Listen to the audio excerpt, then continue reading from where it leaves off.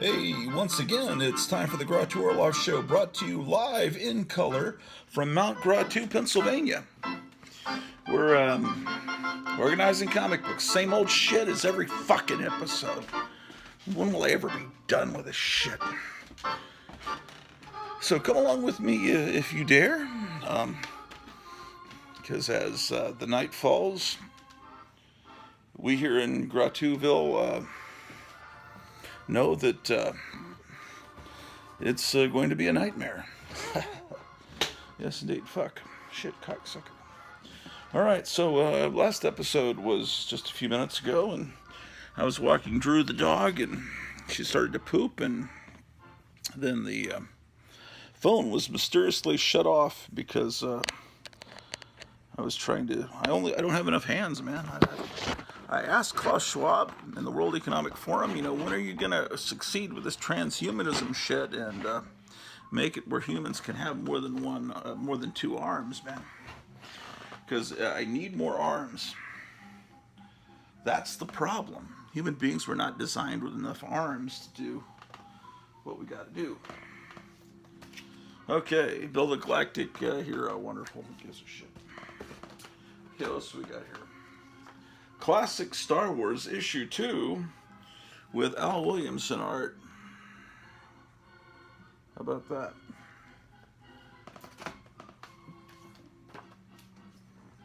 Walt Disney Comics and Stories. The Disney stuff goes over there. Uncle Scrooge Adventures.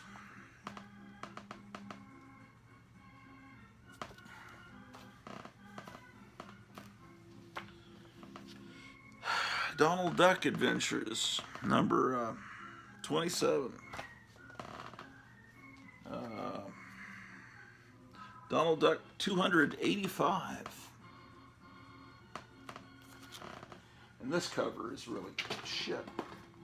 Oh, man. How did that get there? Here's Donald Duck number 282. Beautiful cover. And there was this pinup picture that was like in between. I need to go put this on the wall because traditionally this picture needs to be in the comic book room. That's where it was before, in the old country before we moved. And it's going back there. Shit, silent mode. What the fuck does that even mean? I'm sorry. Sorry, ladies and gentlemen. I got things to do, man. Well, where are the thumbtacks? God damn these fucking.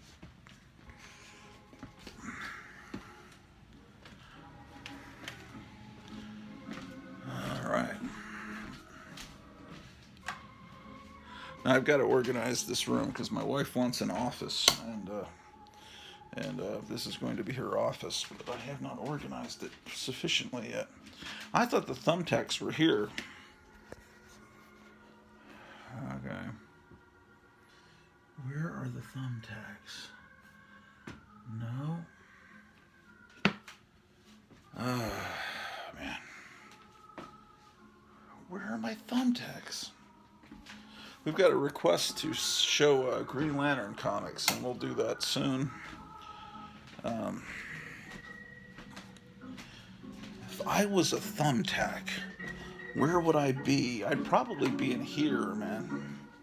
This is where thumbtacks like to hang out. Okay, well, let's pretend that we had a thumbtack. Where would be a good place to hang this picture? Because I don't like to have bare spots on the wall. Oh, these pictures are crooked, man. That's not good. Alright. Maybe it could go, right here underneath Mighty Mouse. That's a good spot for this 50s pinup. Yeah. Alright, so that's where that's going to go as soon as I find the thumbtacks. Just found this Jack Chick track. This Was Your Life. Yes. Alright.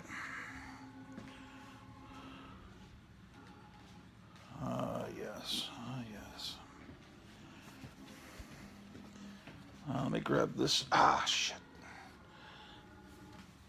I'm going to have this done within a week, this organization. I'm committed. There, I said it. I said I'm going to do it, so now I'm committed. You can hold me to it.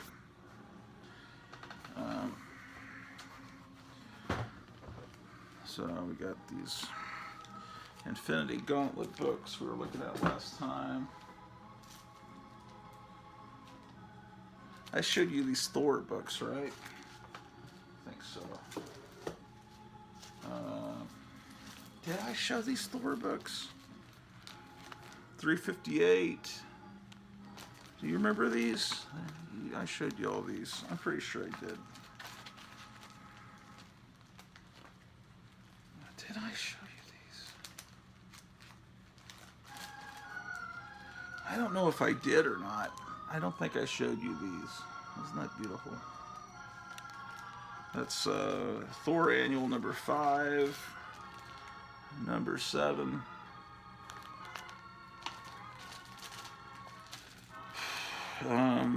Thor 8.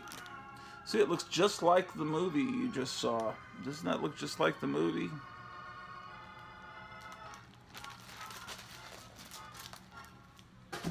Okay. Thor Annual 11. I think I did show you this thing. R is before T. Here's ROM. I showed you ROM. Just go back 2 episodes. I think I showed you all this stuff already. Pretty sure. Pretty sure.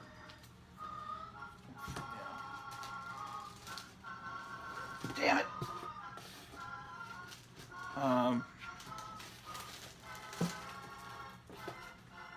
What is that? This is Fantastic Four from the modern time period. I think it says 402. I really don't like Thor looking like that. That looks it's not my and the Thing's mouth looks a little weird too. Like his, his cheeks are a little bit too thin there. Thor, Fantastic Four. I gotta get this stuff done. Done, I tell you. Okay, here's more of this Vertigo Unknown Soldier. I guess he's not in World War II anymore. It looks like he's up against Idi Amin. Gee.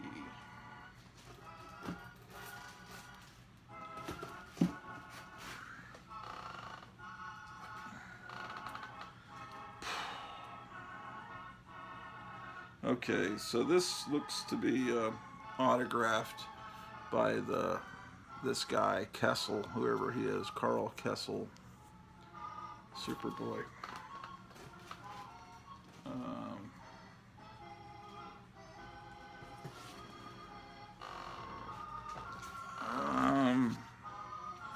Daredevil 250. DC Comics presents Superman and the Guardians of the Universe.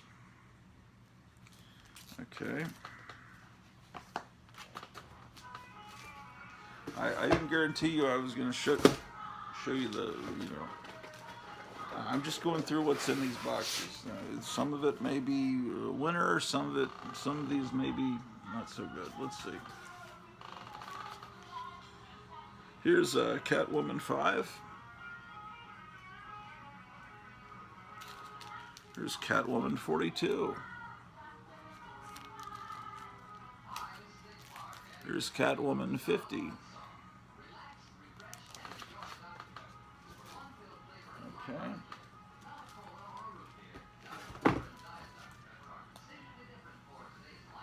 This is Franken Castle. This is stuff some of this is stuff I've gotten from dollar bins. I have not read this. Apparently the premise is that the Punisher is a Frankenstein monster or something. You can tell me down below in the comments while you're subscribing, and I was saying hit the heart, you know, the little heart symbol, but I guess it isn't a heart symbol. That must be on Instagram that it's a heart or something. Maybe that's on Facebook that it's a heart. I think on here it's a little thumbs up. I don't know. Who gives a shit? Megaton Man, number 6. So this will go over here. Where did I put the independent? Oh, down there. Here's Steve Rude's The Moth. I really like Steve Rude.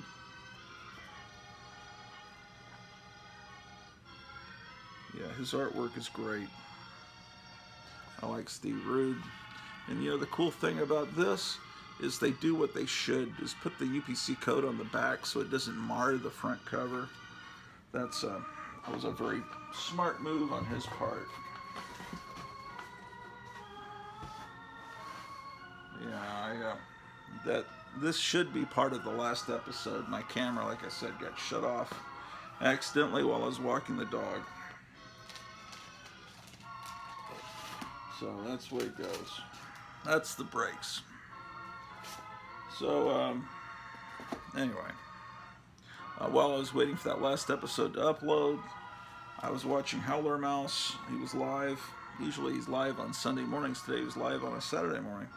Here's the Flash 22. He's talking about this new, there's this new comic company run by a guy on YouTube. I think his name is Ripa, and it's called the Ripaverse, and he's gotten, I think through crowdfunding, almost $2 million raised to do these comics, and it's his big, okay, that's independent, that goes there.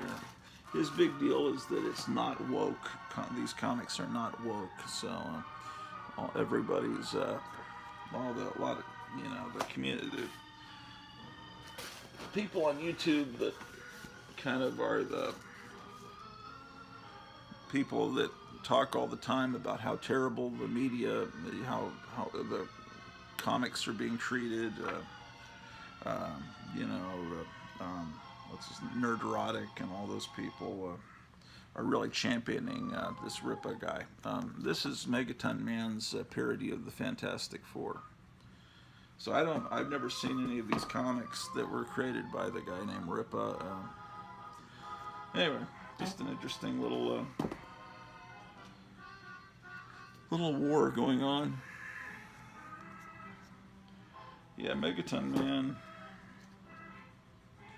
Yeah, Megaton Man. I used to read this. How about that?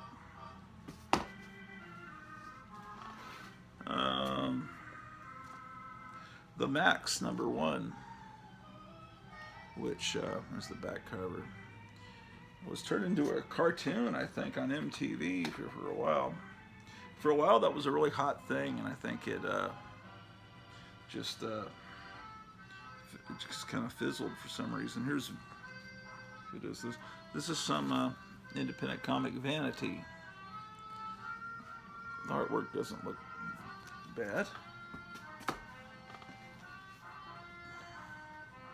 Oh, this is Simon Beasley art. Yeah, I like him. Melting Pot. He's, I think what he's going for, I don't know. To me, it's like Frank Frazetta and Richard Corbin got together and had a baby, but the baby kind of had Down syndrome. That's kind of what Simon Beasley is. He's that baby. It's like an insane, crazy. I don't want to insult people with Down syndrome. They just had a crazy baby. So it's the crazy baby of Frazetta and Corbin.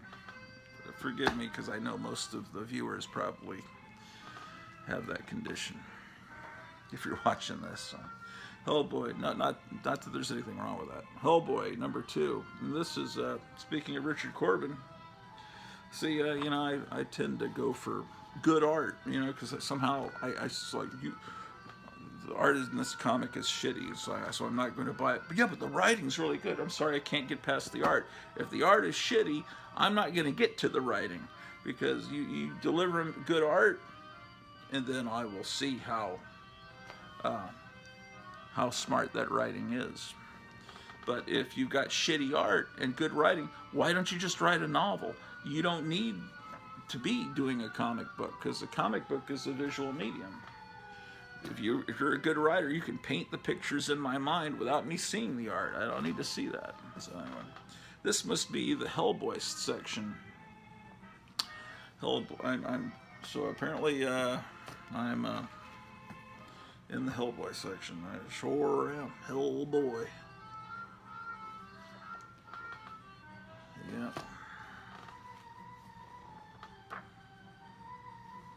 Hellboy Weird Tales.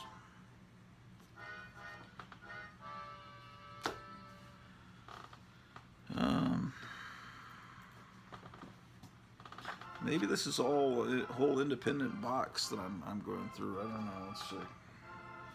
So I will. Oh, that man, Frank show cover.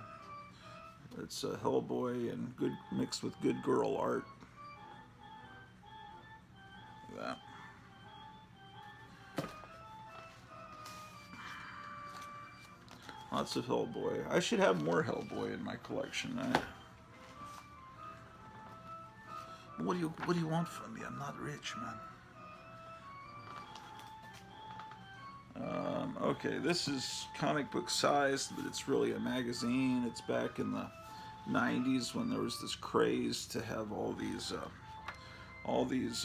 model kits, but they were made out of resin model kits. They were like homemade model kits, and people made them of just about all these different subjects, and they were kind of expensive, and you had to have some real talent to build them. But it was a big deal. They even had conventions, monster model. I don't hear people talking about resin model kits as much anymore. Maybe that was a fad.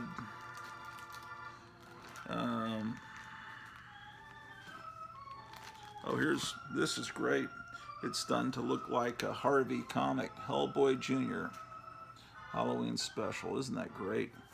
I gotta take this out of the bag, because if you haven't seen this, this is good. There was a really great Hellboy movie made, and then the sequel wasn't quite as good, and then they rebooted it, and it was shitty. See, it's made to look like a Harvey comic for at least part of the... Yeah, this looks like a kitty comic here for a little bit. Different artist. Why isn't there stuff like this coming out anymore at the comic book store? You know, you go on Wednesdays. Why is there not stuff like this anymore? Not that I've seen. Of course, I haven't been in a comic store in months.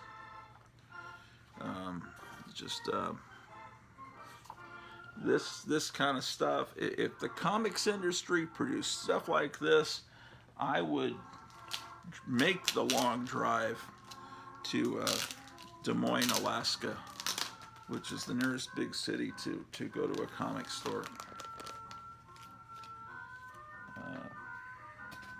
Amazing.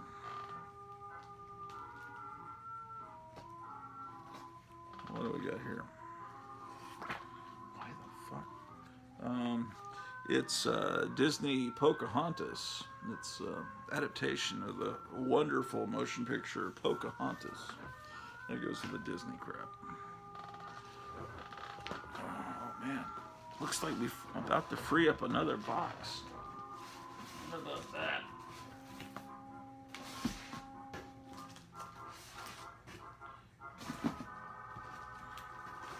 What is this shit? What the fuck is that? Why do I even own that?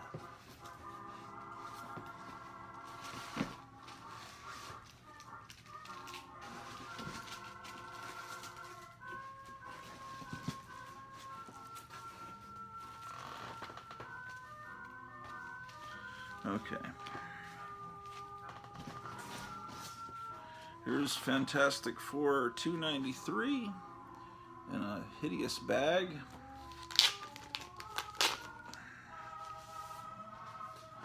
So got the She-Hulk, who was in Fantastic Four for a while. There's Tigra. Okay, so Fantastic Four, wonderful. What is that? Oh, wow. What's this doing in that box? It's a Silver Age World's Finest comic. It's number 188. It's got this great ad for the Aurora Monsters glow-in-the-dark. You know, these model kits started in the early 60s. And then, you know, after about 10 years of selling, they thought, well, let's bring some life back into this model kit line and let's give them glow-in-the-dark parts. And so that was about. Oh, this is a heavily fucked. This comic. That's why it's not with the others. It's got some damage. That's why it's got a page that's been torn out. I got. Yeah, Buddy Saunders at the old Lone Star Comics, before, when it was still a brick and mortar store, he used to sell big, thick bricks of comics called Wounded Wonders, and you were warned that these are comics that are damaged, and you know, but there might be good reading copies, or they might be missing covers, or something's wrong with them, and so, you know, you spend your $8-9, get a big brick of comics, and you take what you get what you paid for. Sometimes I found some EC Comics covers, just loose covers in one of them. Okay, so that goes in the other room. Not good. That's something that is with that missing page that has to be upgraded. Hopefully, I have another copy of that issue. It is possible. It is possible. Here's something that should just be set on fire, and I don't know, this is what I was griping about a moment ago. I don't know why this is, I own this. I think I bought something, and maybe I bought a lot of comics or something, but it's Magic the Gathering, something I despise. People into this shit tend to be, I don't want to insult you. So far, the people I've met that are really into this tend to be kind of despicable people, but you are into it, and you're probably wonderful. I can't make broad judgments. Oh, what is this? This looks fucking horrible. God, sometimes I just don't. Sometimes you just like think, I hate comic books. And then you remember, no, I love comic books because this does not represent comic books. This hideous art. Look at the way they drew Moon Knight. I mean, that's just awful. Everything's ugly about it. The logo or trade dress is ugly. It just everything's ugly about the art. And let's see if the inside's any better. Why no? And it's got this, I hate this black, all the way to the edge.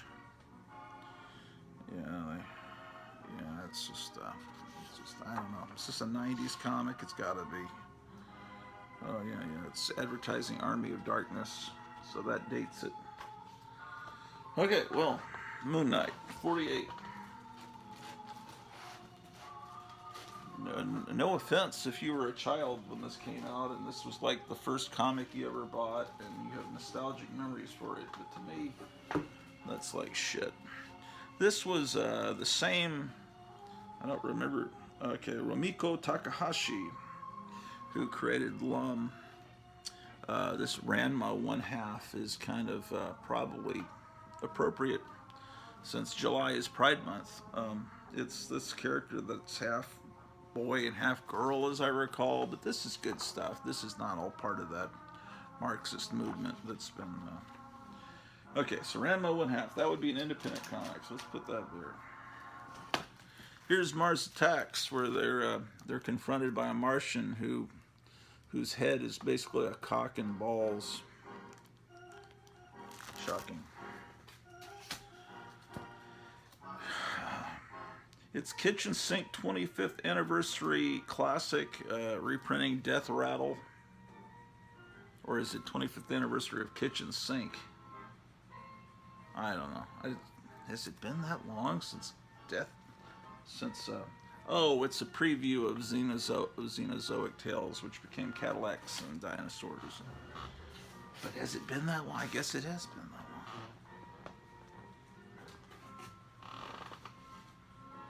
long. Wait, I'm putting that in the wrong box. No, I'm not. Yes, I am. No, I'm not. Fuck you. Shut up. Fuck you. Shut up. Fuck you. Shut up. Shut up. Fuck you. Marvel Comics presents 78.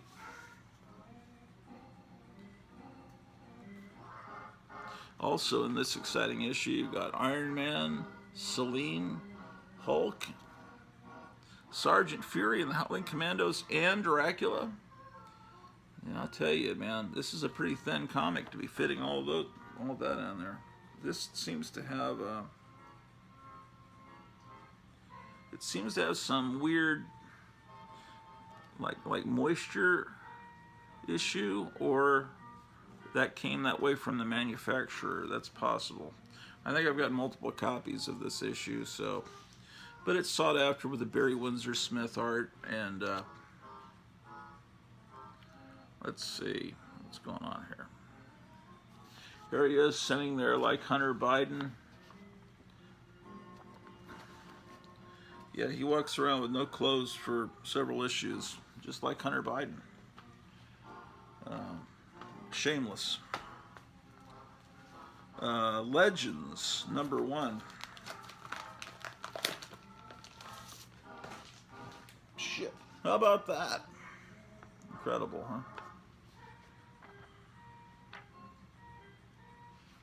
Oh, they've got a...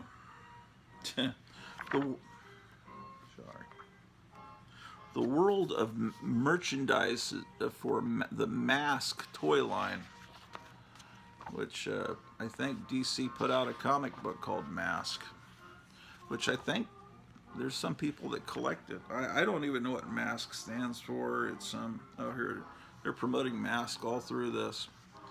It's the world of, oh, it's even got a little, I don't know. I remember the name, but I was not a kid during this time period, so I don't know what Mask is. It's the Disciples of Hate, Justice Society #8. Oh, I just put that comic in the wrong box. Legends. Weapon X. Okay.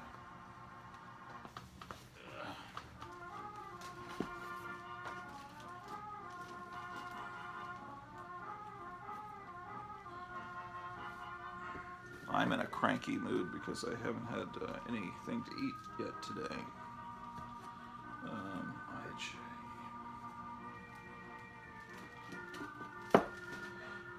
And yeah, my wife's family, her mom, her sister, and her sister's 2 kids all have it, and some of our best friends from back in Texas also have had it recently, and it's like almost all of the 4-color fossils have had it. Now, I had a pretty bad cold a few months ago. I don't think it was it, but I don't know, because everybody seems to have slightly different symptoms.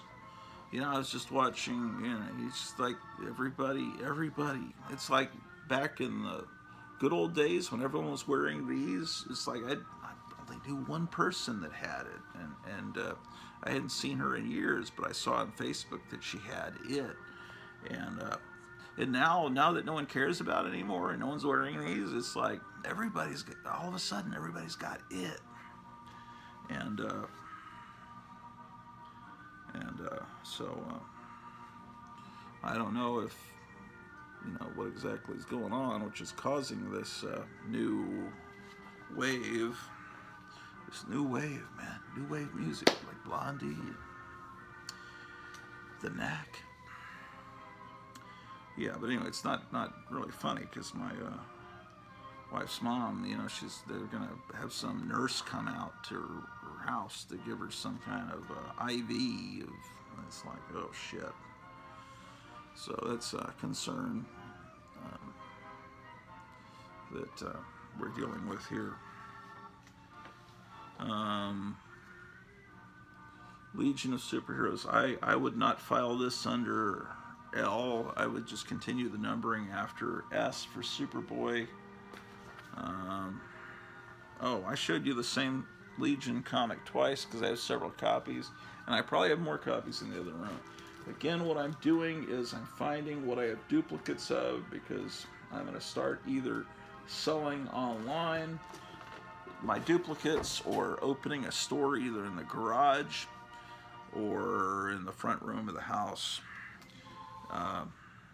because, you know, these are times of little money. We're not really doing that well financially.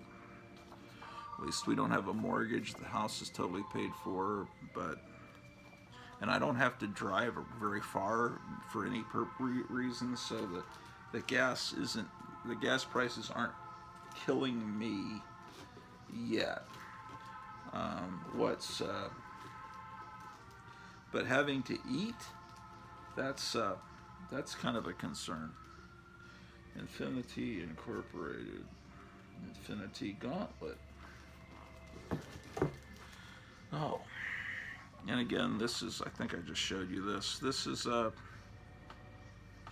this one isn't McFarlane, but a lot of these have Todd McFarlane art. That's Infinity Incorporated 46. Infinity Incorporated was a comic you could only buy in comic stores. And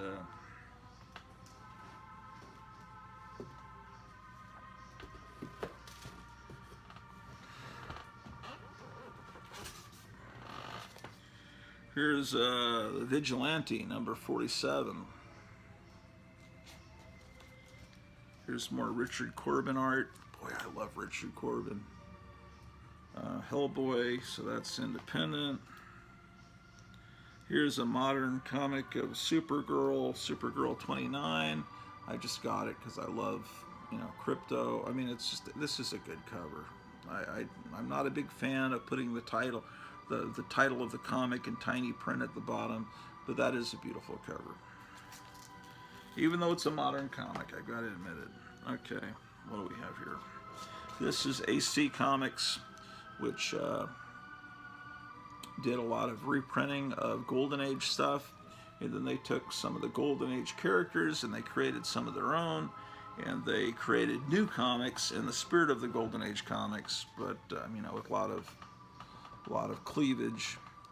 But the original Golden Age comics had a lot of cleavage too. This one's interesting in that you turn it sideways and read it sideways. And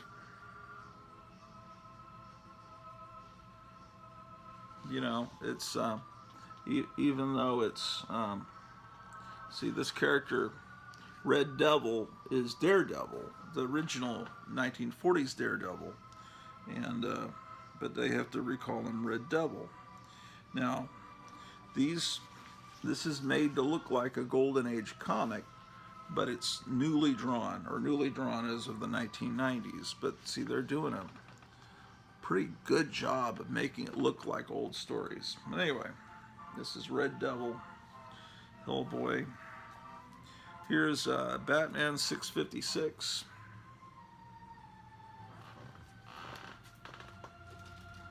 Okay.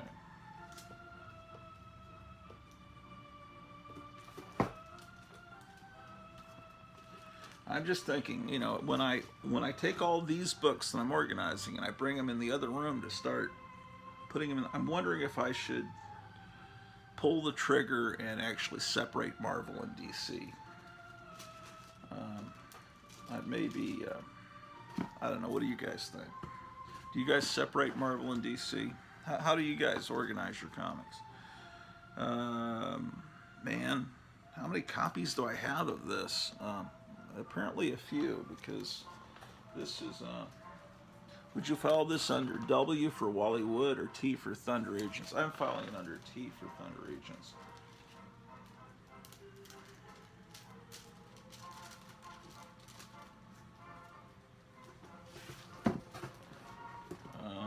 Supergirl.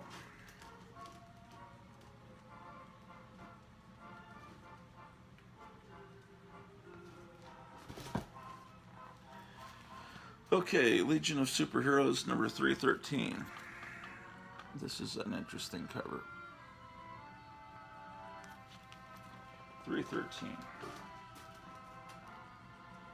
This comic was Superboy, became Superboy in the Legion of Superheroes, and after the Crisis on Infinite Earths, they dropped Superboy from it, and it just became the Legion of Superheroes. It's, then Superboy got to do, it's all confusing.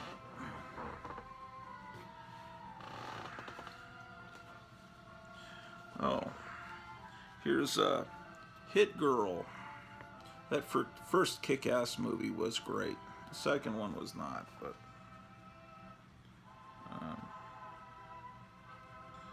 yeah, this is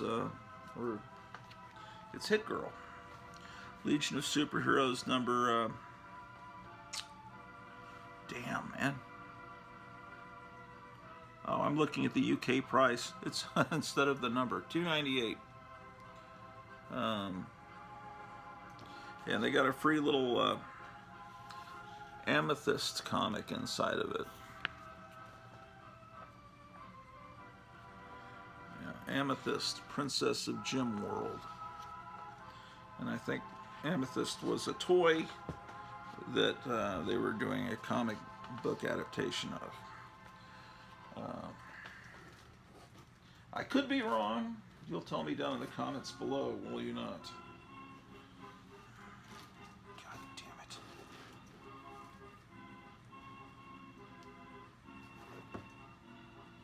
$298, $300. Okay. Shit.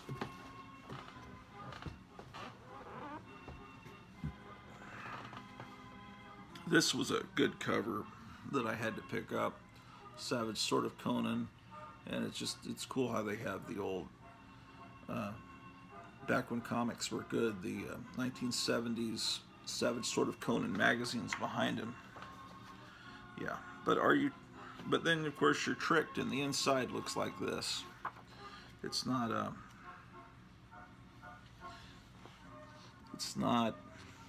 it's a bait and switch, you know. You buy it for the cool cover and that's all you get.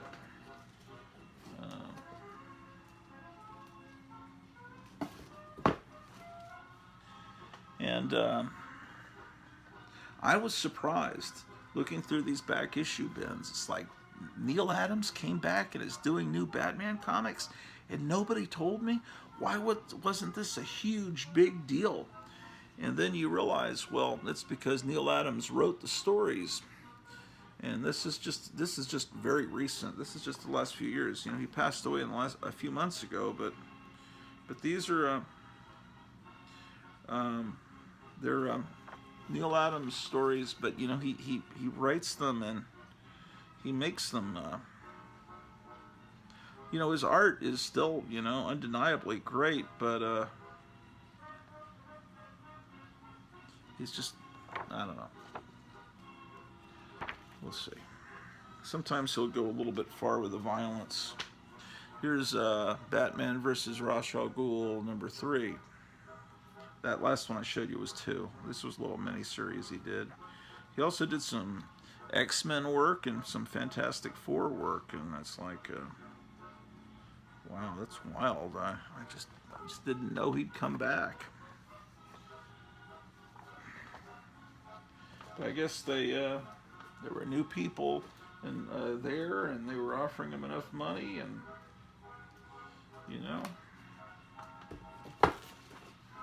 Oh, there's more here. This is issue 6. So this was a longer mini-series.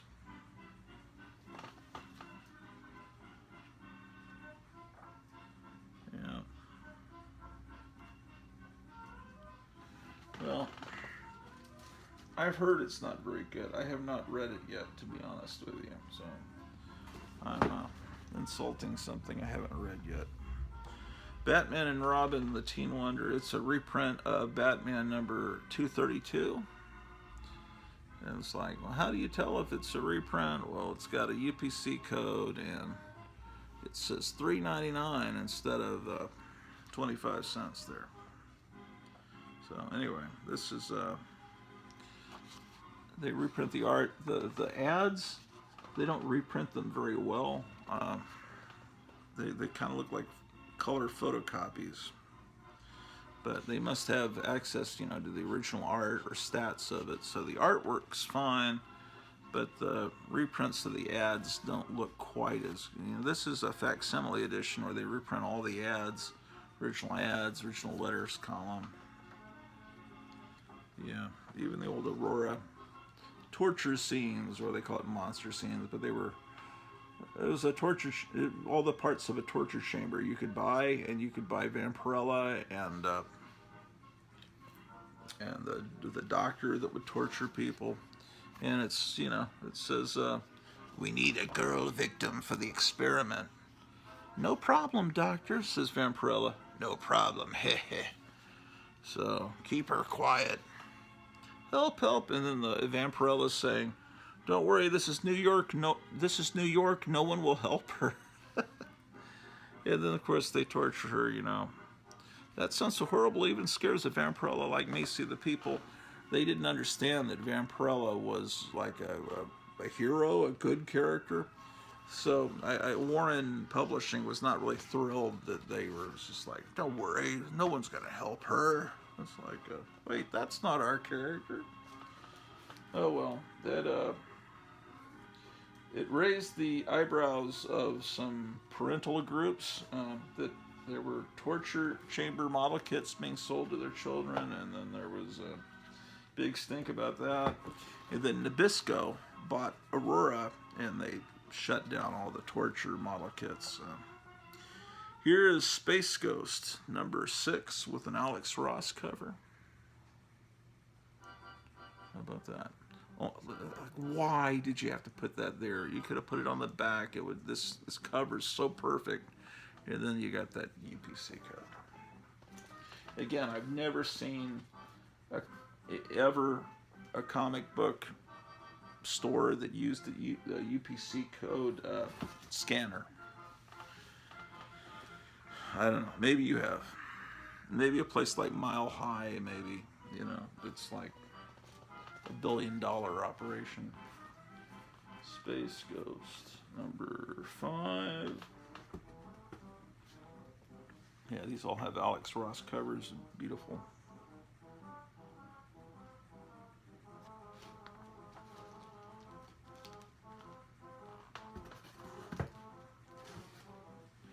Number 4. That's weird to see Space Ghost bleeding. He would never do that on Saturday morning. Space Ghost was just this amazing character that, popped up on Saturday morning. The artwork inside's pretty cool too. And those Hanna-Barbera characters, look how they draw his head tiny though. Those Hanna-Barbera characters like Space Ghost and the Mighty Mightor and Birdman and from that 1967 time period when the explosion of superheroes because of the Batman TV show being such a hit.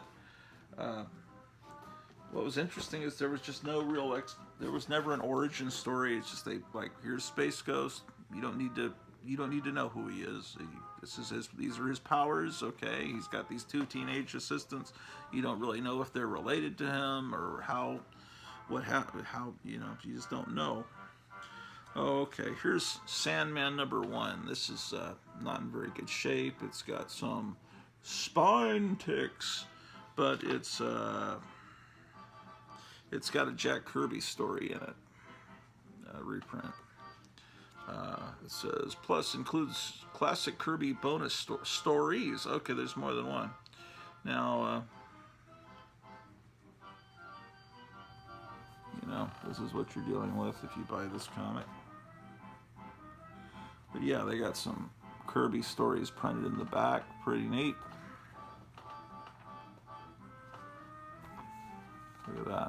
Kirby's the name and comics is my game. I can tell you, pals, I enjoy every minute of it. Sure, it's great going round that big creative bend, and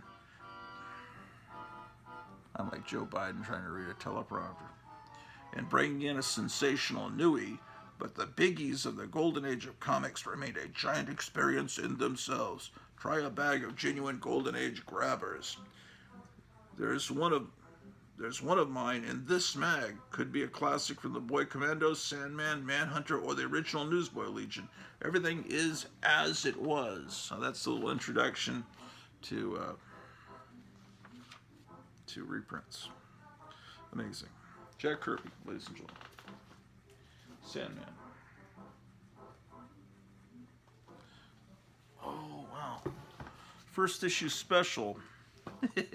The Fabulous Freak returns. Metamorpho, the elephant. I always slip and say elephant. The Element Man. John Merrick, the Elephant Man. The Element Man. Yeah. Oh, this has got some horrible moisture damage. Look at that. Somebody spilled their coffee or they peed on it or something.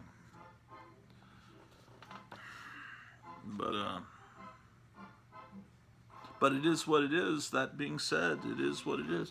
Okay, there we go, man. Metamorpho. Oh, Hostess fruit pie is what I would give for one of those now. What do we got here? Learning electronics with CIE is no picnic. It takes work and a few sacrifices, but it's worth it.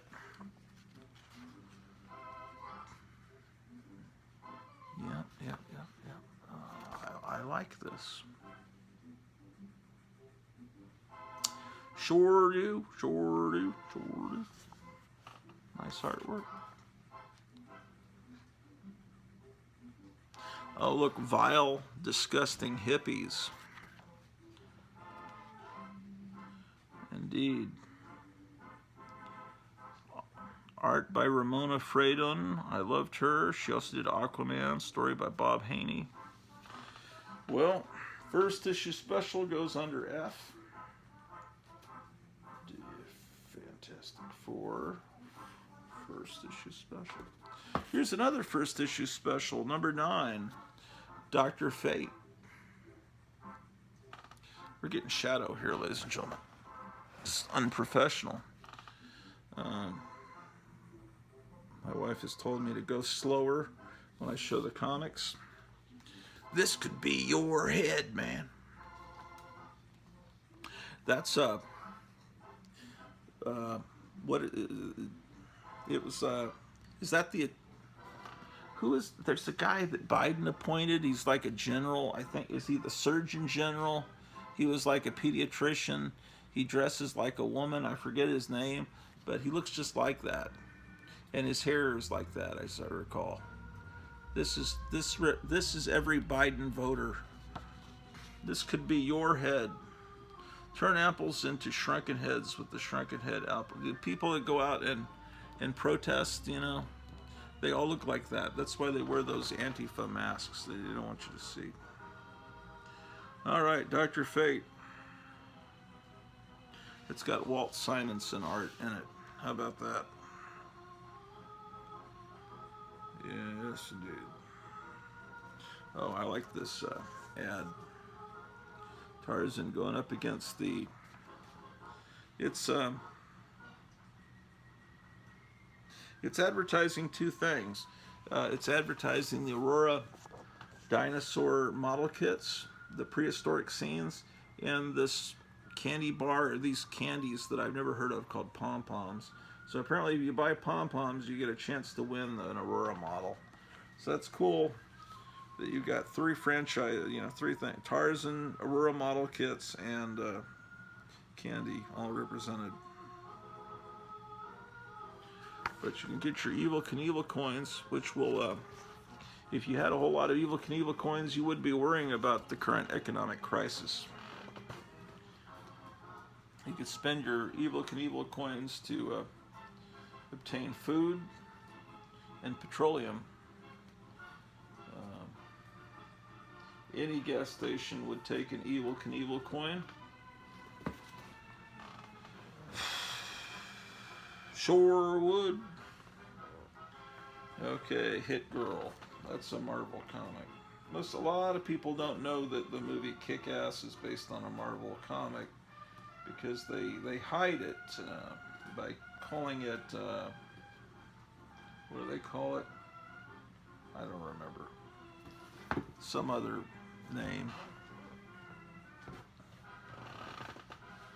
Like Disney used to make R-rated movies under the mantle of Miramax. I think I might be wrong, but they had some other name where they put out R-rated movies. Now Disney doesn't give a shit though. They put perverted shit in all their movies.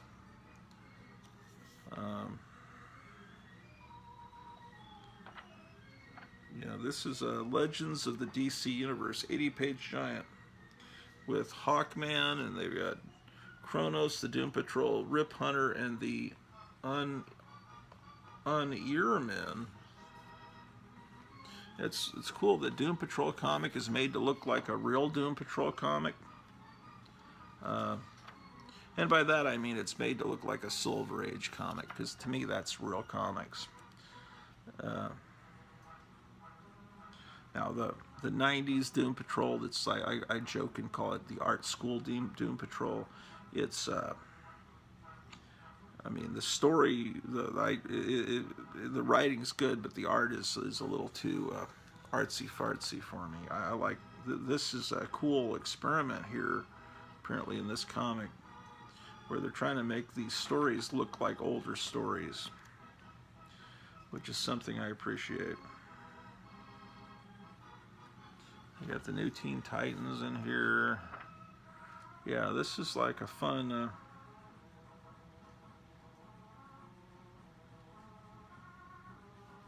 Yeah, this Doom Patrol. These are the artists responsible for it. You can see there. Dave Gibbons layouts, Sal Buscema finishes. Okay, so that goes under L for Legends.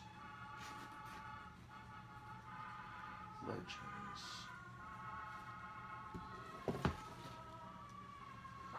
Okay, here's Marvel Fanfare 52. I always thought this cover is beautiful. And why? Because it's one of my favorite artists there. It says EC, Ernie Chan, also known as Ernie Chua. He just turned out some great stuff right at the right time period. Right as I'm at about in 4th, 5th, or 6th grade, he starts, he does, he does some of the, I don't know, the inking in this story. The Black Knight, everyone was excited about the Black Knight there for a while, because he was going to be in this big new movie called The Eternals, and then The Eternals bombs, and everybody kind of, nobody really cares that at the closing credits, the Black Knight's about to pick up his sword. So, by cranking out all these shitty movies and TV shows, they're really taking away the excitement, at least in the older fans like me. Just don't care anymore. Marvel Fanfare. But it doesn't change that the old comics are great. Here's a character that Marvel hasn't messed with yet, the 3D Man in Marvel Premiere number 35. I'm sorry.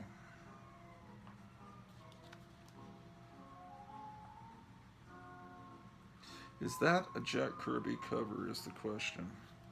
It does look like it's a Jack Kirby cover.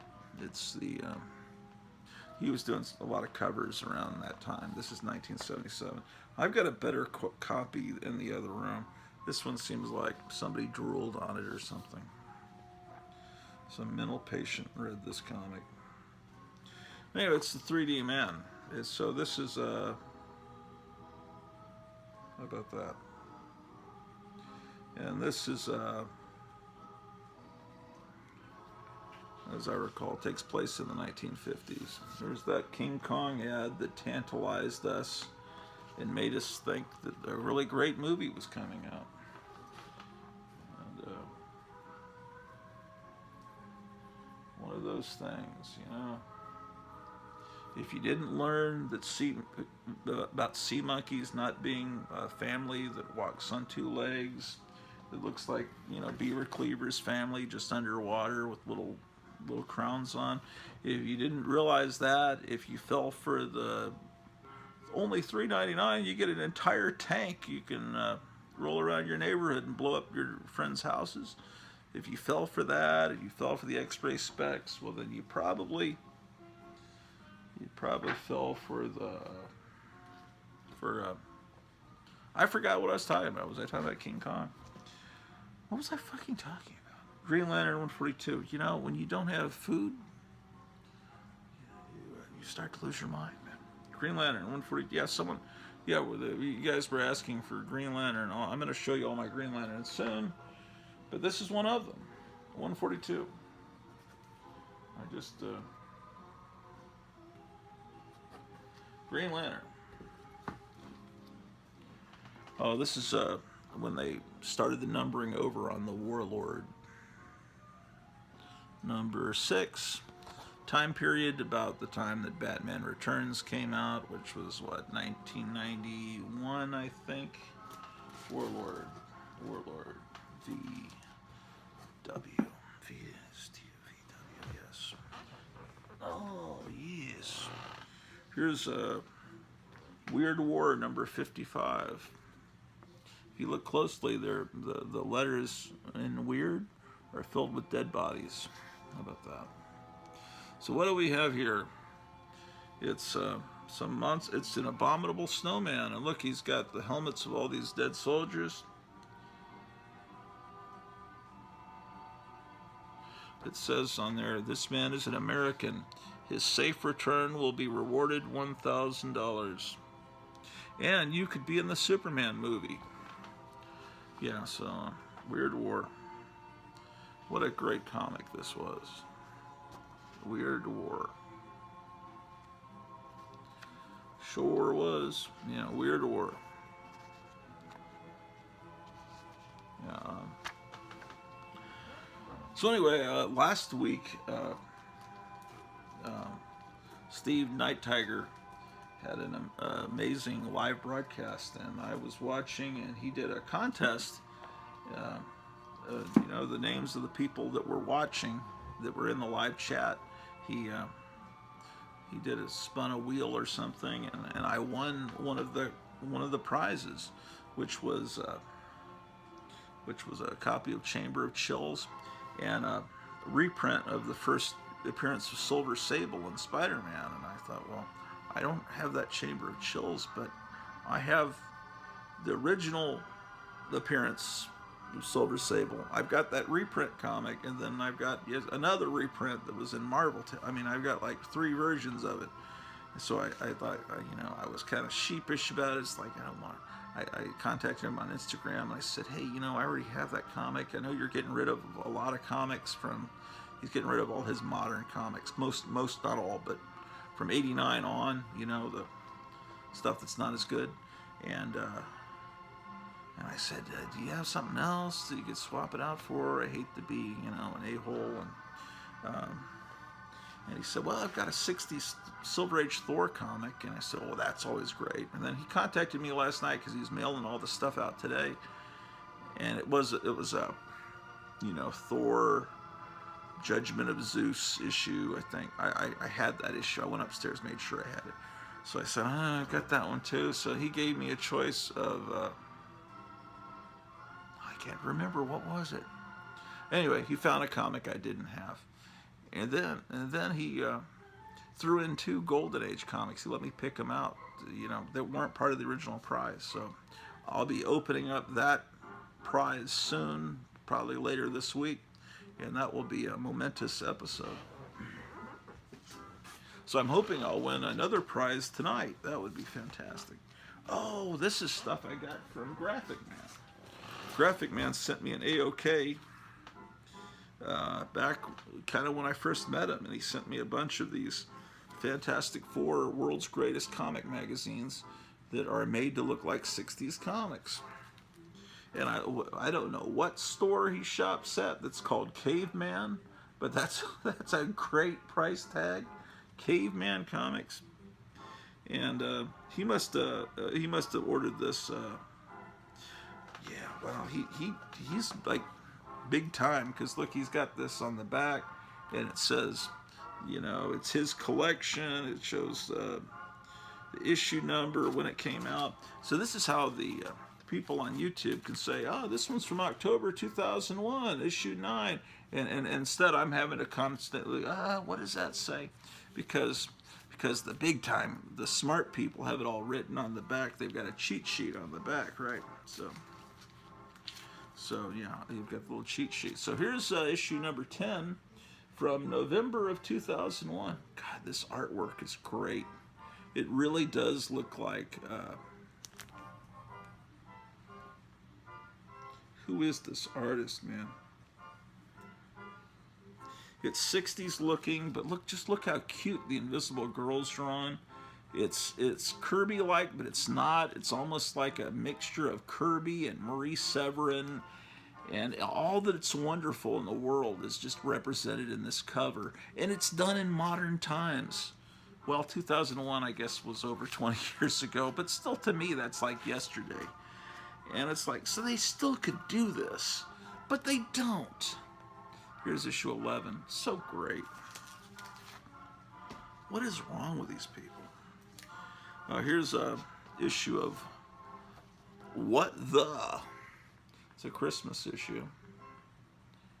What the is a parody comic done by Marvel. Someone to watch over me. It was not Brand Echh in the 60s. I think personally was done far better, because in a lot of cases in the 60s they had the original artist. You know, it's like here's a parody of Fantastic Four #1, or and it's like based on Kirby's layouts and Marie Severin's doing it, or they had a parody of the Fantastic Four. They call it the Fantastical Four, and one of them was Kirby did the pencils for a parody of the Doctor Doom Silver Surfer story. But on the let's see, this is the comic, but you flip it over and it looks like an EC comic, The Vault of What the. And we have here featuring the Job Keeper, the Deadline Keeper, and the Old Hog. The Old Hog. Yeah. Well, I'll put that with the Christmas comics. Oh, here's more of, here's issue 3 of that story. It was just a mini-series that went on for 12 issues. Here's another copy that was apparently Caveman Comics charged $2.50 for this. Wow.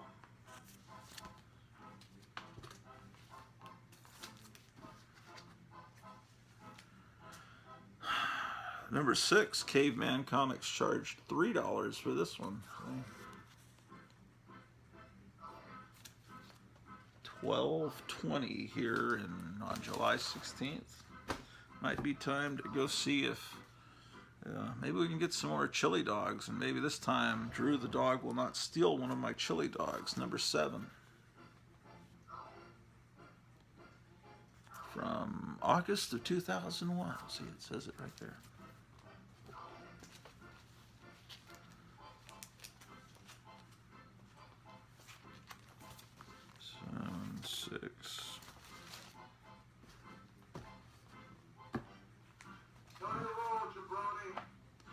Here's number 8. That's my WWF wrestling clock.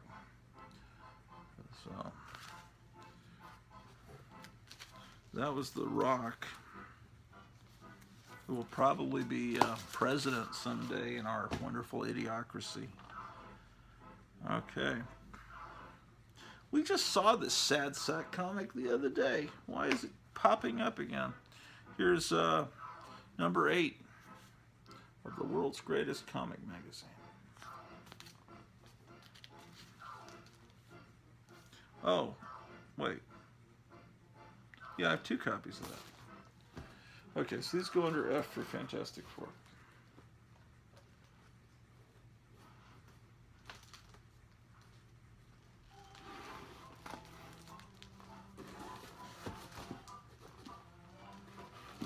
All right. And I'm just about to empty out an entire... Okay, this is the last part of this. Now there's a whole long box that's empty. So I am getting stuff done gradually.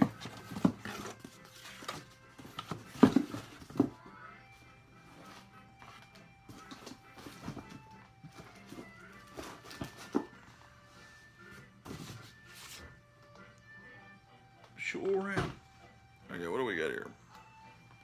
It's a Toys R Us special replica edition of the first appearance of Batgirl.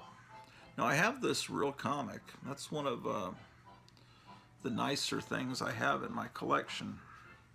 But this is not a reprint of the whole comic. It's very thin.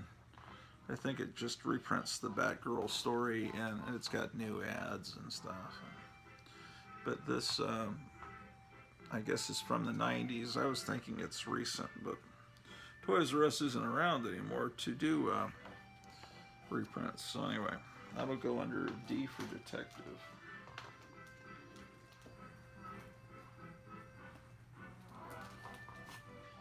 Yeah. It looks cool though. That thing can you know, if you're going through a dollar bin and you see that cover, it can kind of startle you for a second and think, holy shit, what's this doing in the dollar bin? And then you realize, oh, it's Toys R Us replica. Here is a comic that looks like someone was reading it in the swimming pool. Very filthy. I have a good copy of this from when I was a kid. This is like something that must have been from a quarter bin. Messed up, very washed out. Giant size Fantastic Four #4. Remember the Evel Knievel? Yeah, toy. It's cool. They reprint some of these full page deals. Actually, you know.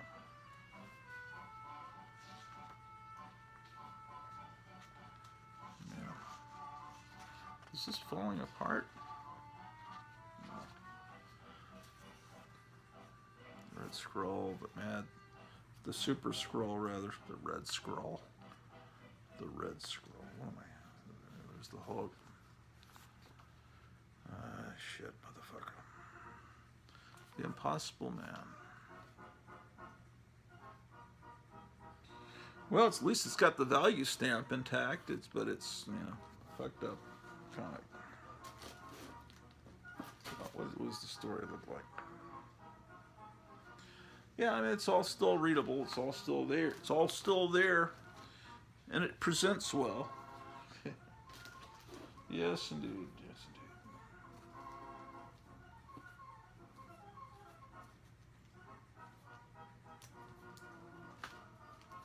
You fucker.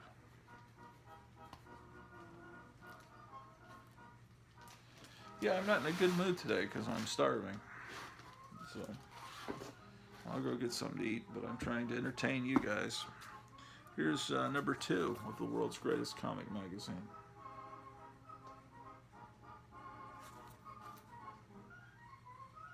Damn. This artwork's just really good.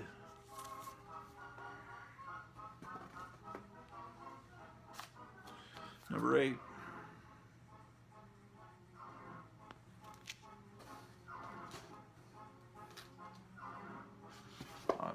Holy smokes. I think I have 3 copies of that. Here's the Batman Adventures #10.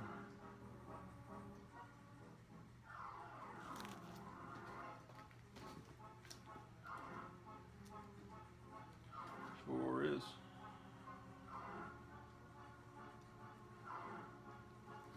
All right. The Web from Impact Comics #1.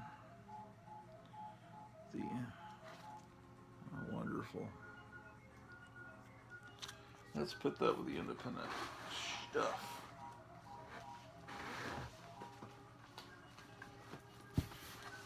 Sure enough. Superman #4. It's a shiny 90s looking cover. Or maybe this is more recent. I don't know when this came out. Toxic Avenger #8. There are people that collect Toxic Avenger stuff. These Toxic Avenger comics are kind of pricey, believe it or not.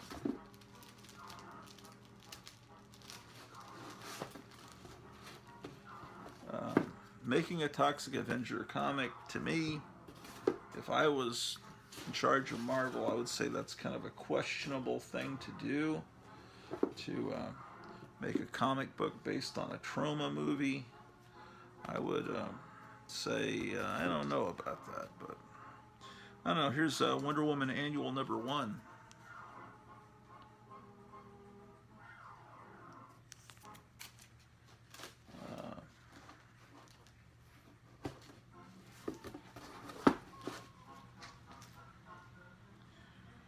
From the dollar bin, it's Legion of Superheroes #14. Yeah, they started the numbering over again at some point. Here's the issue before that, 13. I don't like this artwork. Oh well. Superboy.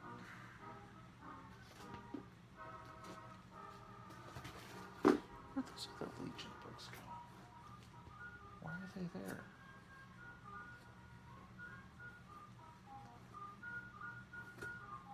Oh, what?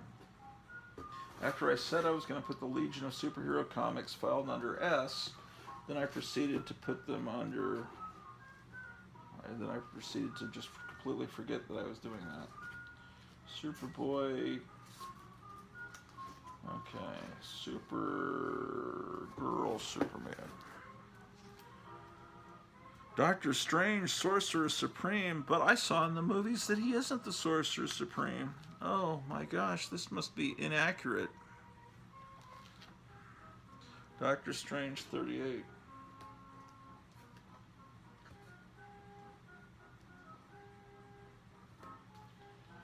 Yeah. How about that? Ren and Stimpy 27. Raiders of the Lost Yak. Okay, so Ren and Stimpy goes before Rom. What If featuring Daredevil and Captain America and Vision and Scarlet Witch. Stunning sagas of alternate futures. What If 38. What If started over so many times, though. That's a confusing one. Here's Swamp Thing 88.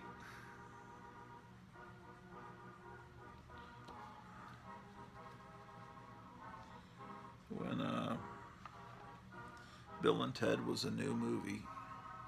That dates that. Swamp Thing. Okay. This is a variant edition. What the hell is Avengers World? I don't know. But anyway, it's a variant edition with Rocket Raccoon and Groot recreating that famous Hawkeye Ant-Man cover. So it looks like I was suckered into, maybe this is great, but I think I bought it for the cover. Again, I like older comics. I think I've mentioned that a few times. But okay, what have they done here? Marvel Comics Presents #1. It looks like they're revamping Marvel Comics Presents.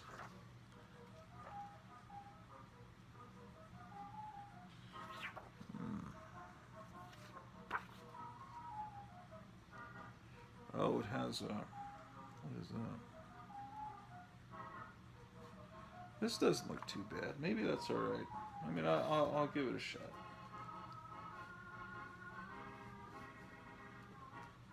Let's see. Marvel Comics presents Swamp Thing number 92. Low battery? Oh, that's not true. Here, I'll plug you guys in and give you some more energy. As they were warning me that my battery was low. Ah, there you go. Swamp Thing 92. Here's 88, 92. Here's 91.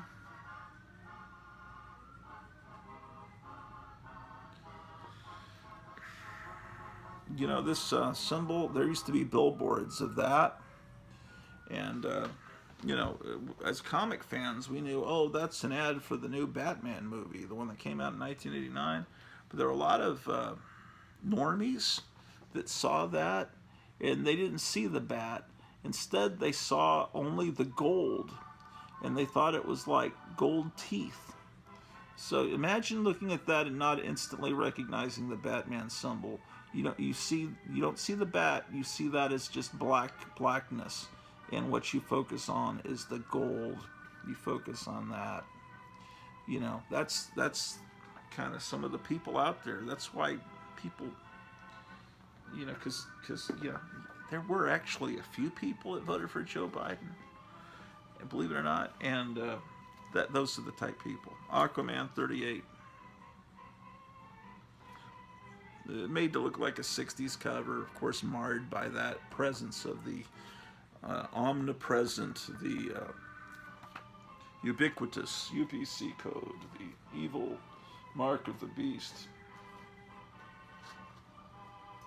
Soon that will be tattooed on all of our foreheads. Avengers World. Aquaman's Before Avengers. Let's see. Bizarre Adventures. How this cover's insane on this comic I'm looking at. I got it's Bizarre Adventures featuring Black Goliath. But look at these crazy things looking up at him.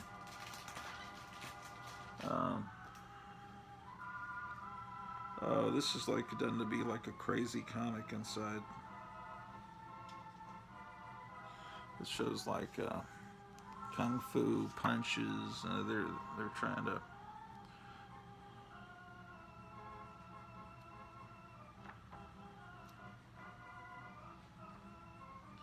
And I think this fucking ring light that I'm using is starting to do a number on my eyes. I may want to use a different kind of light.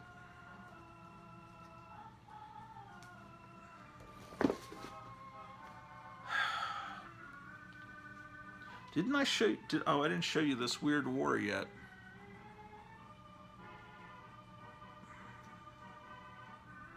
In the great DC tradition of dinosaur-type creatures fighting World War II soldiers. Yeah. Weird War is a fantastic comic book. This is number 68.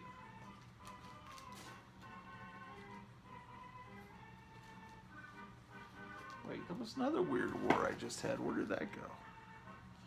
Here's Patsy Walker Hellcat, number 1 of a 5-issue miniseries. Looks like something I got for the cover. Let's see if the inside art's okay. Inside art looks like they're trying to make it look Japanese. It looks very much like they're appealing to a modern audience that is, I don't know. I mean, I don't know. I don't know what to tell you. Patsy Walker Hellcat. I guess I couldn't pass up that cover. Patsy Walker. Horrible. Wonderful. Okay. The Question. This is a comic that's starting to people people pay. Or at least if you look it up on mycomicshop.com, it's somewhat up there. I think the question comics tend to be always around $10 comics. Morbius the Living Vampire. Honey, I'm home.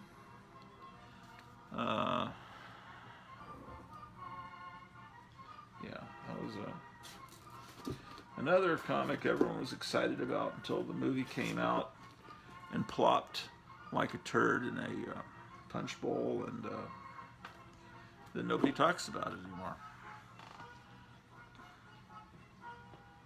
So that's a lesson to you that are speculators. It's a fool's game. Buy what you like, and then you'll always have something you like. If you're buying something that you think will go up in value because of a movie that's coming out, well, you may be disappointed. This is Swamp Thing 159.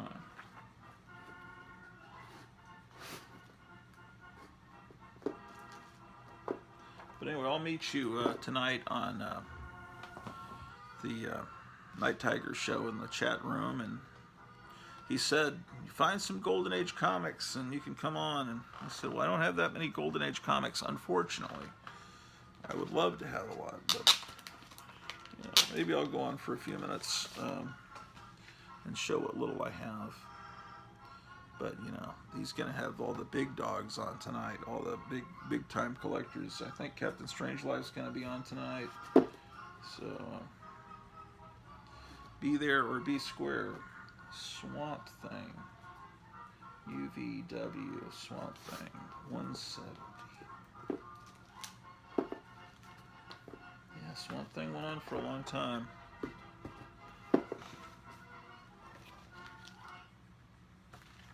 Yeah, I know.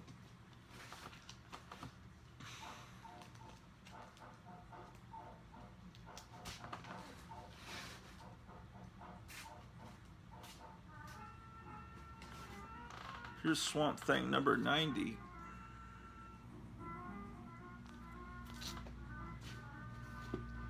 Super 90, 88, 90, 91.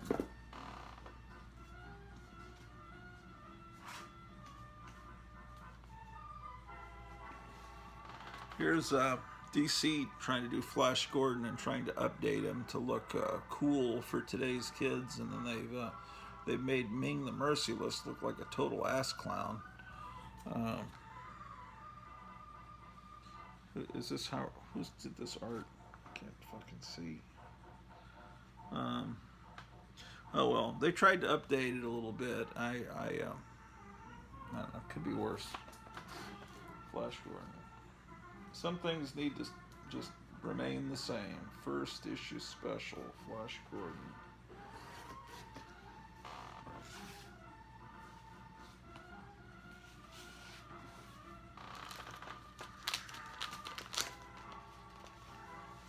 Getting rid of these nasty bags. Superman and the Global Guardians, number 46. It's got floating heads. I always love floating heads.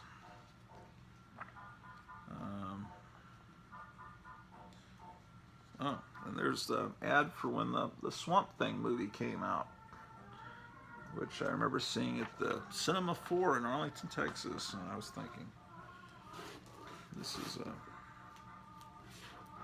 is, I guess, as good as it's going to get for us comic book fans, this movie. Luckily, I was able to see some really good adaptations of comic books there for a while. There'll always be Spider-Man 2 with Dr. Octopus. There'll always be Captain America: The Winter Soldier. Some really great adaptations that were done. But maybe they'll start doing good ones again. Who knows? It's possible. The new Teen Titans, people are gonna. There's starting to be a massive pendulum swing back against wokeness. I think people are starting to realize that it's ridiculous. But Anyway, this is it. The Marriage of Starfire. Teen Titans. How about that? Okay, what else we got in here? Panther, which is a character spin-off from Vampirella, Warren Magazines. This company, Dynamite, has somehow wound up with the rights to the character, and this is a parody or tribute to a Spider-Man cover, I think. Issue 300, something somebody cares about somewhere out there.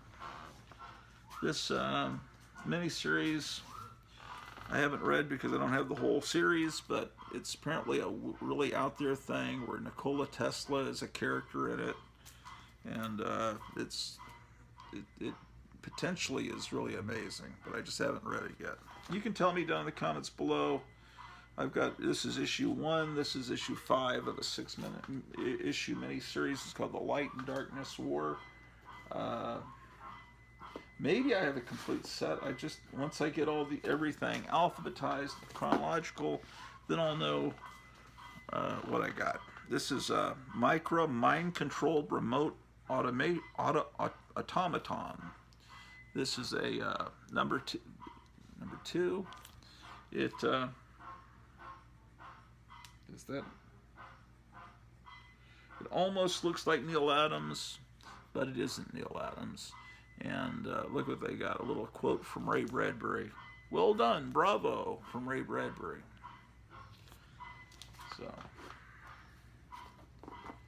So maybe, I haven't read this, maybe Ray Bradbury was sincere, or maybe they just sent him enough money to get a burger, and he wrote, yeah, bravo, great, well done. Yeah, well done as far as getting that to me without it being damaged in the mail.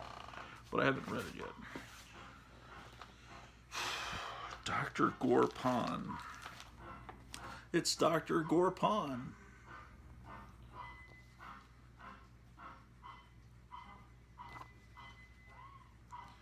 It's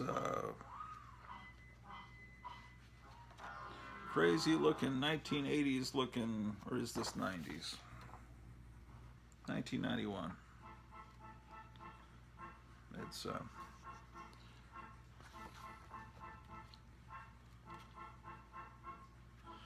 I kind of like the artwork. Kind of has a little bit of a Big Daddy Roth feel.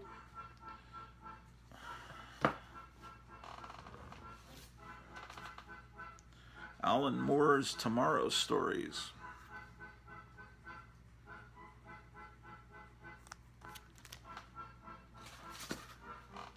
Here's an Image Comics swimsuit special. I don't like this artwork. Maybe there's something in here that's decent. It's just your favorite Image characters in swimsuits. Oh, here's one. There's a few that are good in here, like this Adam Hughes one, which must be why I bought this. Most of it's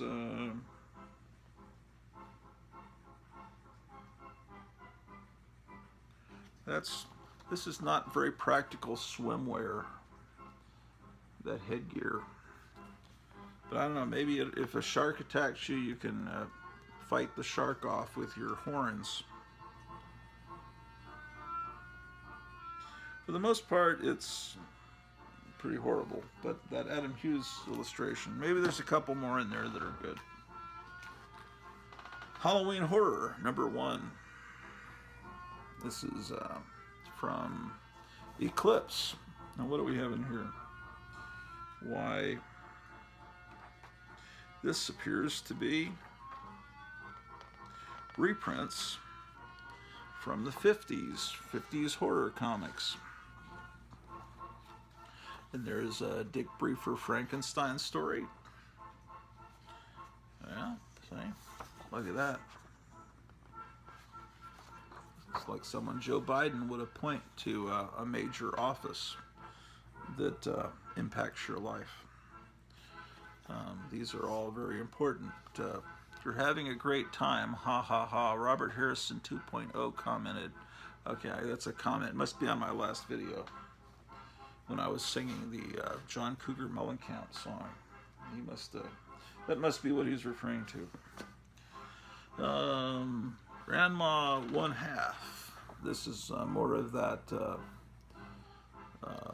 manga, but manga people don't really approve of these American adaptations because they changed it, because true manga fans, they want it in the exact same format and they want to read it backwards like the Japanese do. Instead of, this has been put into an American format, translated in English, and then they've restructured the pages so we read it the correct way, the American way, which is of course correct. So I don't know. So I don't know that anime, a lot of manga fans may turn up their pug noses at that. But I like it. Okay, so here's Morbius Revisited. These are reprints of the 70s Morbius stories that were in, were they in Supernatural Thrillers, I think. Anyway. Yeah, Morbius for a little while in the 90s had his own little empire there at Marvel. He was his own title there for quite a while, I guess. People dug him there for a while. It's the Flash. Oh, he's got the fucking hell. He's up against, there's a Frankenstein monster and a weird looking bug-eyed girl, and what's going on, man? Dr. Fauci, help me. I've accidentally gotten one of your viruses. What is up with this freaking comic? Look at this, man. It's like some insanity. What kind of insanity? The DC guys must have been smoking some hashish this month. I don't know. The Flash number 27 appears to be a very brain-damaged issue. The Flash. First issue special. I is before L. Flash Gordon. Flash before Flash Gordon.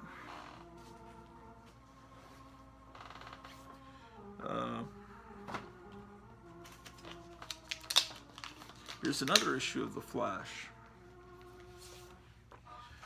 How about that? He's punching out Wally West. Someone had to do it. Because Barry Allen is the Flash, not Wally West. 15. Flash 15. Hey, how about that weird actor that plays the Flash in these new movies?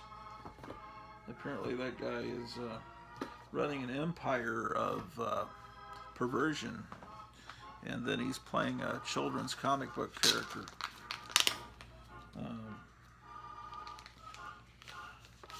Yeah, man. You can't trust these Hollywood people, man.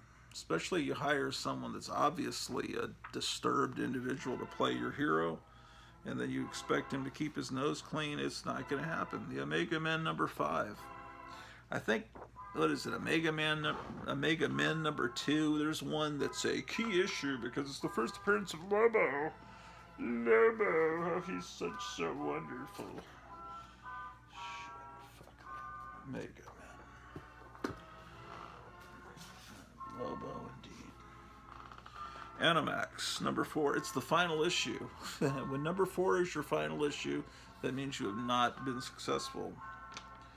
This is a comic book that was being thrown away in front of a comic book store. I rescued it at his Bend, and it's not a very popular title, so that must have been why they just thought, this is worthless, it'll never sell. And they were probably right, but you know, free, I don't know. Free is a very good price. Animax.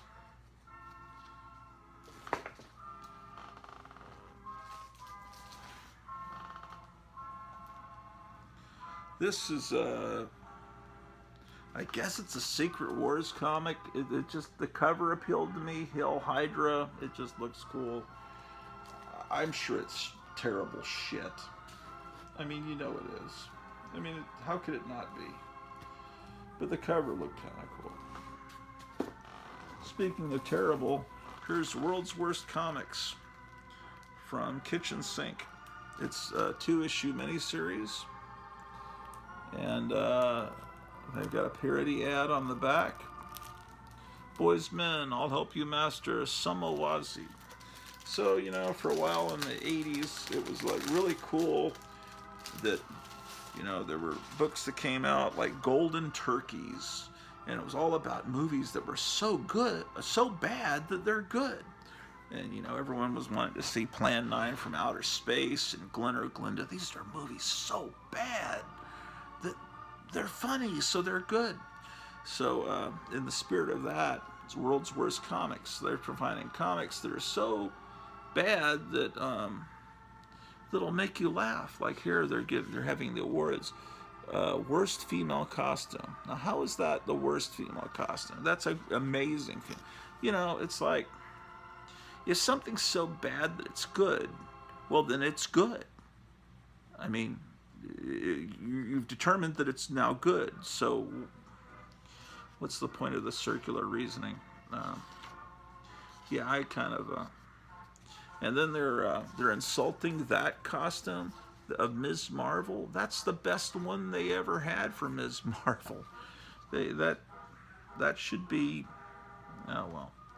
And then they're talking about these funny. They're so bad. Look at these ads. Rub the Buddha for money. No, just. Oh well. I don't like people laughing at my stuff that I laugh at. You know, I don't like people telling me that's funny. I can figure out it's funny on my own.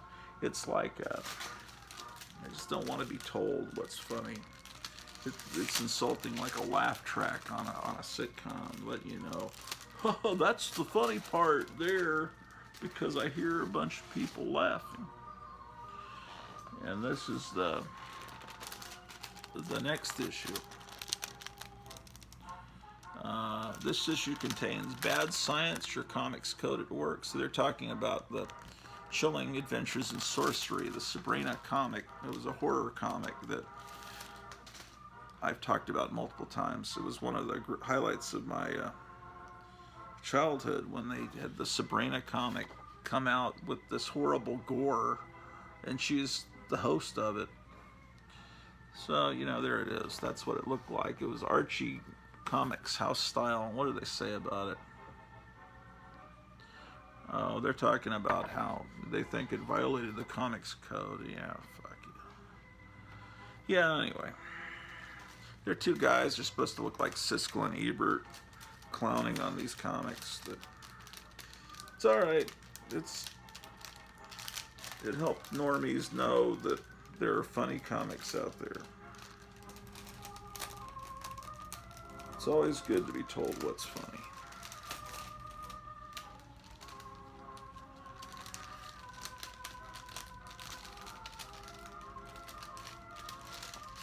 You're probably saying, Grunt, too, you're in a foul mood today.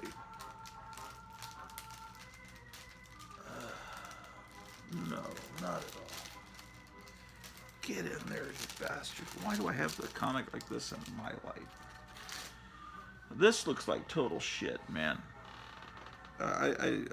This was given. I got this free from Mango Press. Look at this. Crime and Passion is the name of the comic. Looks like it was drawn by like a freshman in high school. That's an insult to freshmen in high school. Yeah, it's really just, it's garbage. Yeah, I don't know. When I can draw better than the comic, then, you know, oh, well, that's looking very 80s. Bizarre 3D Zone. Didn't we see this the other day, or did we see another 3D comic from this time period? So it's 3D, folks. How about that?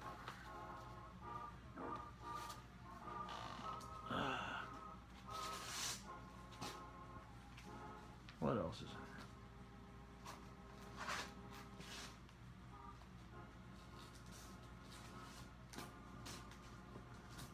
there? Come on, there's got to be something entertaining in this box. Apparently not. Okay, what's over here?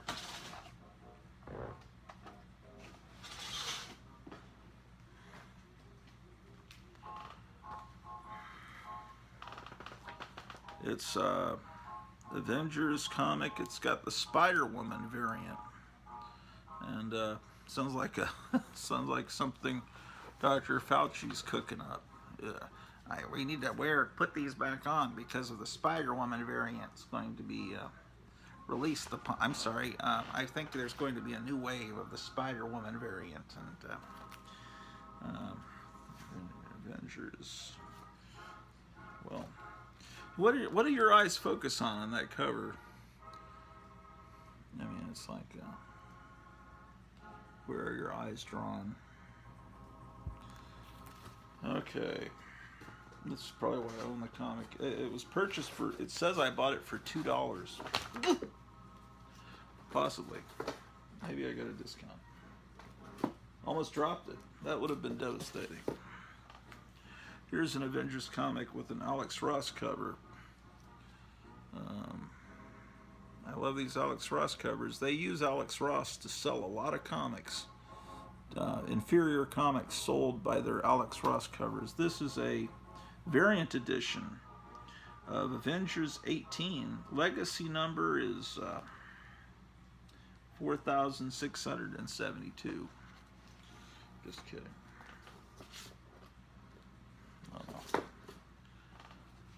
It's Marvel Conan the Barbarian, but this is the second time Marvel had the rights to Conan. This is Conan 6. Marvel got the rights back after, what, Dark Horse had it for a while? Is that what it was? Yeah. Alright. Captain America and the Invaders. Roy Thomas is doing the writing. This is a mini-series? Possibly. This must be the next... No? Just the same... Oh, this must be the same comic with a different cover. Yeah.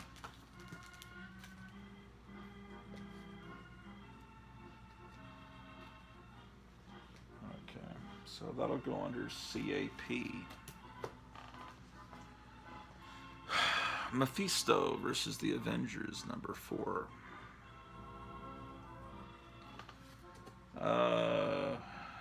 Would you put this under A for Avengers? Yeah, I will. Because, yeah.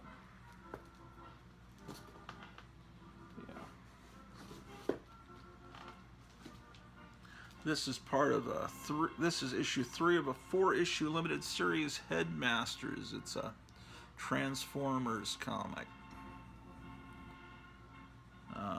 Probably purchased just for, you know, it's kind of like good girl art. I don't know why I own this. I'm trying to justify why I own it, and I'm not being very successful.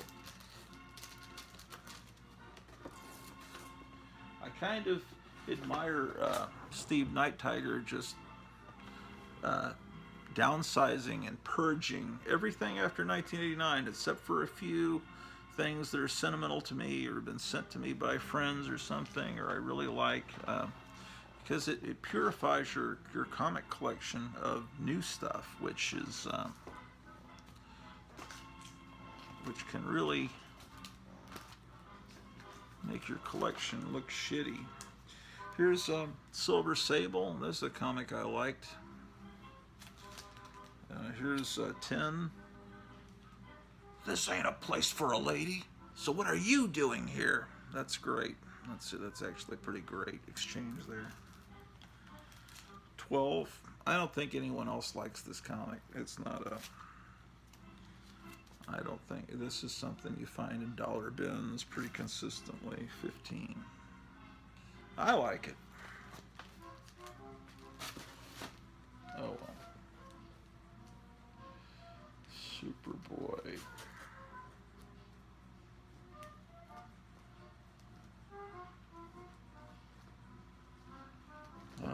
Space Ghost, Space Ghost, Space Ghost, Space Ghost, Sandman, Silver Sable. It's Doom Patrol 39, X Factor 4. X Factor was the original X-Men coming back. WX. Doom Patrol.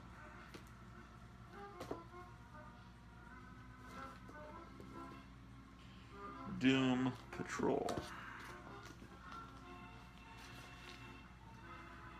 I gotta get rid of these bags. Legion 285.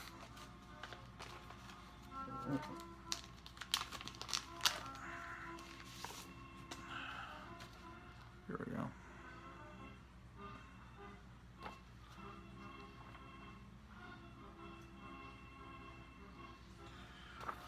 Yeah, good stuff. 285.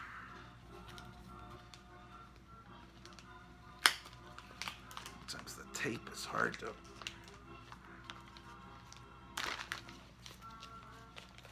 Sometimes you just have to... I'm getting rid of the bag anyway. Sometimes you have to just tear the bag to get the tape off.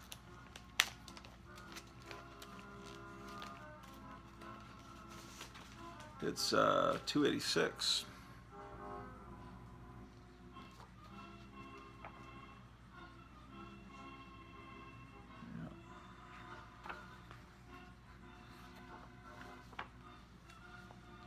Superboy.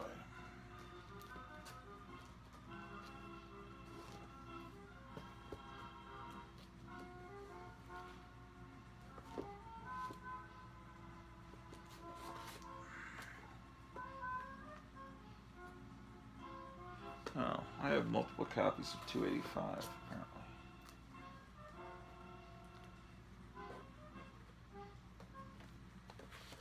Okay.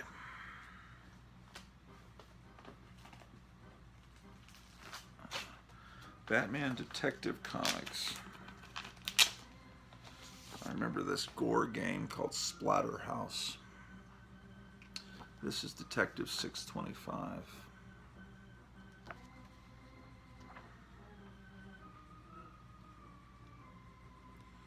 Yeah. At a certain point, all the ads started to be for video games, which of course is going to be the death knell of this industry, because kids today, they look at these characters as being characters from video games or cartoons. They don't even know that they started as comic books. This guy was in I think at Walt Disney World, in a Marvel Comics store, and it was all merchandise based on the movies. And the guy on YouTube that was videotaping went up to the clerk and said, "Do you guys have any comic books here in this store of merchandise based on Marvel Comics?" And he says, "I don't think they make those anymore." The clerk was working in the store and didn't even know that these comics were still being published. So that tells you volumes about DC Comics aren't just for kids.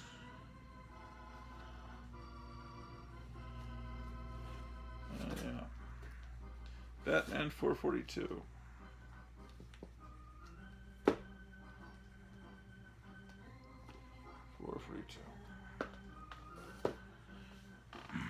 All right. It's Man-Eating Cow number 8.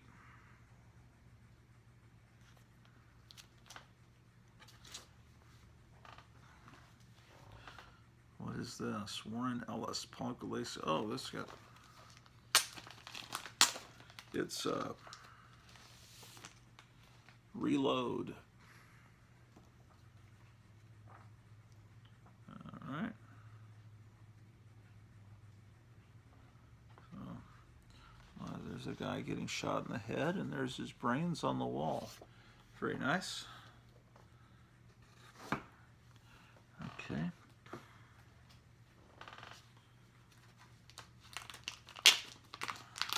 What happened to the music, ladies and gentlemen, is the question. Marvel Comics presents Wolverine. Blood. It's the day the music died, ladies and gentlemen. July 16th, 2022, in the year of our Lord. This is a comic book, ladies and gentlemen, with blood on the cover. Marvel Comics presents. Marvel Comics presents. There's 78, 89.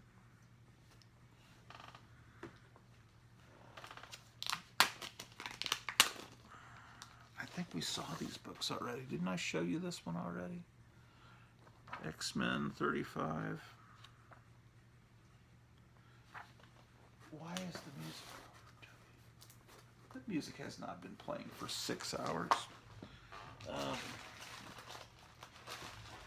Ladies and gentlemen, I cannot work without music playing, so I have to go rectify this situation. Come with me, if you dare.